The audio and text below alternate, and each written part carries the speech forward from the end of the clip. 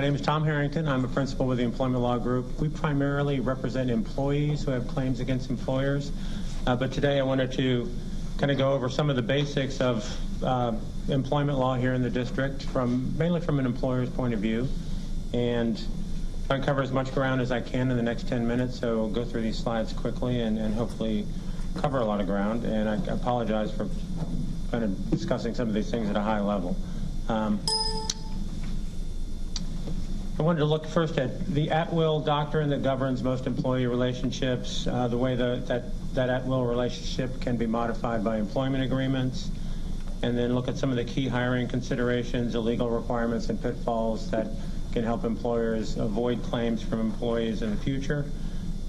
Look briefly at the Fair Labor Standards Act, Family Medical Leave, and its D.C. counterpart, and the D.C. Human Rights Act, and then accommodating disabilities generally in the workplace.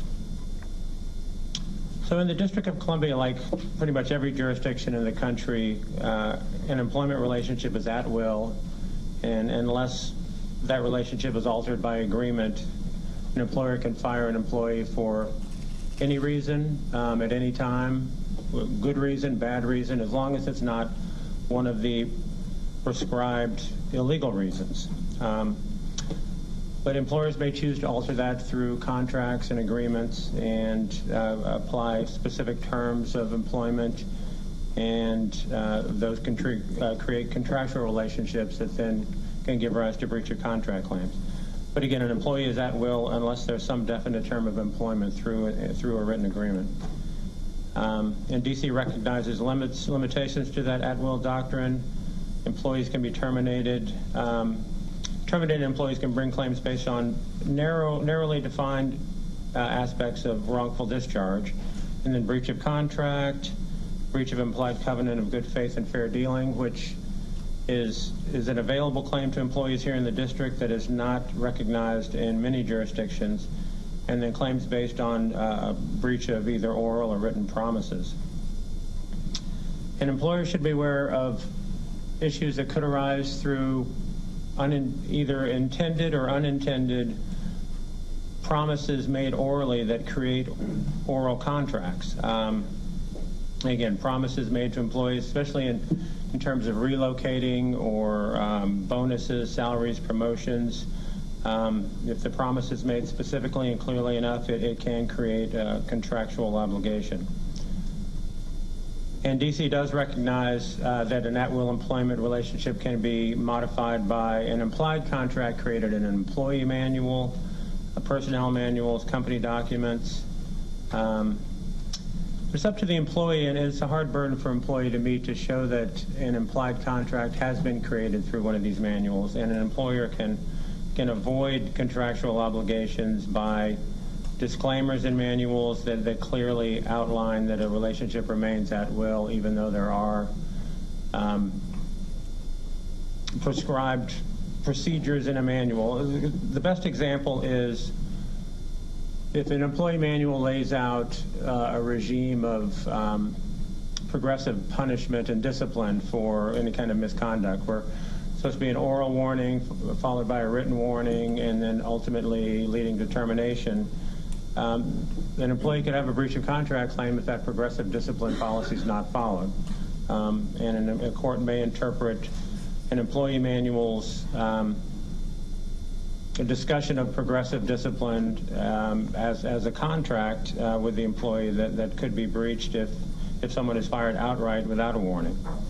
But disclaimers in employee manuals are recognized to defeat that implied contract, but the disclaimer has to be specific and unambiguous that the employer does not intend to create a contract through the employee manual. And again, D.C. courts recognize an implied covenant of good faith and fair dealing, which is just a broad way of saying an employee can assert a claim that generally they were treated unfairly, that there was some implied covenant of good faith and fair dealing is exactly what it sounds like. And very similar to that are claims based on promissory estoppel, where an employee can show the existence of a promise, either oral or written, that they were induced to rely on that promise, and the promise was broken subsequently by the employer, and a claim can be asserted on that. Again, the burden is pretty heavy on the employee to show the existence of the promise and the reliance. And then again, in terms of if you want to enter into employment agreements with employees, some of the main things that should be included in an employment agreement are obviously the title, the scope of employment, the party's expectations, activities that might be permitted outside of work, moonlighting, and the basic overriding term would be the term of the employment. It's usually 1 to 3 years if a term is going to be defined. And the other major provision in an employment agreement would be what would allow either the employer or the employee to terminate the relationship before the 1 to 3 year period expires. And in the employer's case, you need to define what would constitute cause for early termination, and on the employee side, good reason that would permit the employee to leave before the term ran. The cause definition for early termination, the employers generally would want it as broad as possible, with allowing themselves substantial discretion to remove employees for a broad range of misconduct or poor performance, and employees would want it to be as specific and cite only egregious types of violations that could allow them to be removed early, and also provide them with advance notice. And in D.C., one thing to look at is the unemployment compensation benefits are denied if an employee engages in gross misconduct. And there's a statute under the unemployment laws that defines gross misconduct in that context, and it's a good starting place for a definition of cause in an employee agreement. And then other considerations in employment agreements are the post-employment restrictions on competition, soliciting employees, confidentiality of company documents, and then providing for the return of all the company equipment, laptops, phones, credit cards, security cards, and the like. And that should be spelled out in agreements as well. And speaking about non-competition agreements just for a minute, courts examine those rather critically and narrowly construe them. They don't want competition to be too restricted. So they'll generally look at the geographic scope of the restrictions and the amount of time that it's being imposed. They'll generally permit non-competition agreements for 1 to 2 years, and within a fairly, like within the Beltway area, but a geographic restriction that extended across the entire country would be unlikely to be recognized. And courts are less likely to enforce a restrictive covenant if it hinders an employee's ability to earn a living generally. But they're more likely to enforce one if it involves trade secrets. The classic examples are salesmen who are, take somebody's customer list, and courts would certainly enforce a non-competition agreement in a context like that. And switching gears here, I want to talk briefly about key considerations in hiring. Obviously, business needs are key, but I'll skip over those. But in terms of the legal requirements, to ensure that you don't run afoul of the anti-discrimination laws, you want to avoid anything that could lead to claims that you're disparately treating any kind of protected classes, or that you have any kind of practices in hiring that disparately impact protected classes, even unintentionally. And of course, you need to be sensitive to anyone who has a disability that might need to be accommodated in the workplace, and avoid any unlawful questions related to that. So obviously, it's key to identify and communicate job requirements, and here the key is to be consistent and make sure they have a valid job function, define the minimum and preferred qualifications, and again, avoid anything that would disparately impact any protected class. So the classic example there are any kind of employment tests that may have some sort of cultural bias, that aren't completely justified by the job requirements, and that any court might frown upon as being biased against one class or another. And there are record-keeping requirements in the district. Employers are required to retain employment records for 1 year. And there's a 2-year retention period for government contractors with more than 150 employees, and that includes interview notes during the hiring process.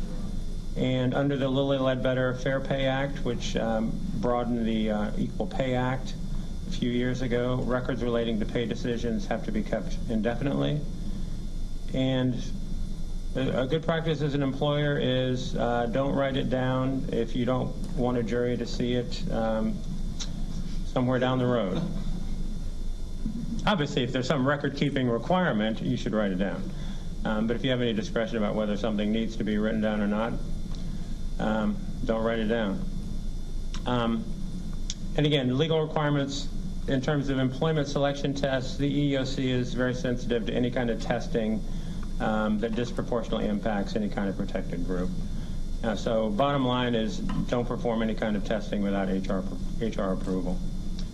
And again, set compensation equitably. The Lilly Ledbetter Fair Pay Act is certainly in play there. Starting salaries should be looked at for any kind of disparate impact, and make sure you're complying with the Fair Labor Standards Act, which I'll talk about briefly in a minute. And if there are questions to avoid in any interview setting, obviously regarding disability, you shouldn't ask any questions about disabilities prior to making an offer to someone. Questions about pregnancy and personal life should be strictly avoided, including questions about children and marriage, national origin, religion, and age. And of course, focus on the job purpose and keep it at that. But you should ask questions like, is there any reason you can't meet hours, travel, and physical demands? Ask people to explain gaps in their resumes. Ask them if they've ever had any internal complaints made against them, ever been asked to leave a job, and any circumstances that need explanation. Those are certainly permitted. And then again, when you transition to the hiring and actually make an offer, look at your options regarding employment agreements or remaining strictly at will, as we've already discussed. I want to talk very briefly about the Fair Labor Standards Act. I think everybody's familiar with that. It requires non-exempt employees to be paid overtime if they work more than 40 hours a week. The key here is to make sure you don't misclassify non-exempt employees as exempt. There are 3 exempt categories: executive, administrative, and professional. There's two examples here in administrative, just to cite 2 examples. Obviously, CFOs and HR directors are exempt, but clerical employees and messengers performing administrative functions would generally be non-exempt. But the common violations of FALSA involve misclassifying people as exempt when they should be non-exempt and entitled to overtime. And companies often misclassify all IT employees as exempt because there's a misperception that they are necessarily highly complex when they may actually involve a lot of rote work with no independent judgment at all. Another thing to be aware of under the Fair Labor Standards Act is to avoid partial day docking for any exempt employees. If they only work a partial day, you can't dock them at all for that because it converts them into a non-exempt employee and makes them eligible for overtime. Courts will narrowly construe the exemptions under the Fair Labor Standards Act against employers, and employers should be, again, very, very sensitive to not misclassifying employees. Common mistakes to avoid are: do not equate the exercise of skill with the exercise of discretion and independent judgment. Don't designate an employee as an exempt under the professional exemption merely because they have an advanced degree. Don't designate an employee as exempt under computer employee exemptions merely because they have a job title that references computers. But again, look at what they're actually doing and how much independent judgment they're exercising in performing their functions. Again, very briefly, I want to touch on the Family and Medical Leave Act. D.C. has its own counterpart for the federal FMLA. In the D.C., all employers of 20 or more employees are covered by the D.C. Family and Medical Leave Act. It applies to any employee with 1 year of tenure who's worked at least 1,000 hours within the previous 12 months. They're entitled to 16 work weeks of leave per 24-month period for any kind of serious medical condition or to care for a family member with a serious medical condition. And employers should be aware there are 3 different ways to calculate leave within that 12-month period, either by calendar year, any kind of fixed 12-month leave year, or a 12-month period measured from the time the employee last took FMLA leave. And there's also a rolling 12-month period, but there are various ways to calculate that leave period. And employees can exercise their leave rights intermittently. They can ask for, under the Family Medical Leave Act, the ability to take time off as needed to go to doctor's appointments. That's often also an accommodation for disability as well, but it doesn't have to be continuous leave to be covered by the FMLA. Employers could be liable under the FMLA for either interfering with an employee's right to take the leave or retaliating against them because they did take it and it was inconvenient for the company. And briefly, and lastly, I want to talk about the D.C. Human Rights Act, which is similar to the Civil Rights Act that applies in all jurisdictions, commonly referred to as Title VII. The D.C. Human Rights Act is even broader. You can see it covers, like Title VII, discrimination based on race, color, religion, national origin, and gender. It combines the Age Discrimination and Employment Act, so it covers age, but also covers marital status, personal appearance, sexual orientation, gender identity or expression, family responsibilities, genetic information, and political affiliation. So it's much broader than what's available to employees in other jurisdictions, and employers should be aware of how broad it is. It also has a more generous causation standard that makes it easier for employees to succeed on claims. Basically, under Title VII and the D.C. Human Rights Act, an employee asserting a claim like this just has to show they're in the protected class, that they suffered some sort of adverse employment action, and meet a low burden to show that there's some connection between their membership in the protected class, whether it's age or gender or whatever, and the adverse employment action. The employer then has to come back and assert a legitimate business reason for whatever action they took, and ultimately it's up to the employee to show that that legitimate business reason is a pretext for illegal discrimination. And lastly, I just wanted to mention the ADA, which is the federal ADA, which is covered within the D.C. Human Rights Act as well. A plaintiff similarly asserts a case the way I just described in other discrimination settings, just showing that the disability was the causative factor. But an employee has to show that they're qualified to perform the essential functions of a job with an accommodation or without an accommodation. If an individual can't perform the essential duties of the job, even with an accommodation, they're not qualified under the statute, and an employer's not required to continue their employment. And an employee is disabled if they have any kind of condition that significantly limits a major life activity, and those major life activities have been broadened recently by Congress. And I think that's it. I think I've probably used up more than my 10 minutes. Thank you very much.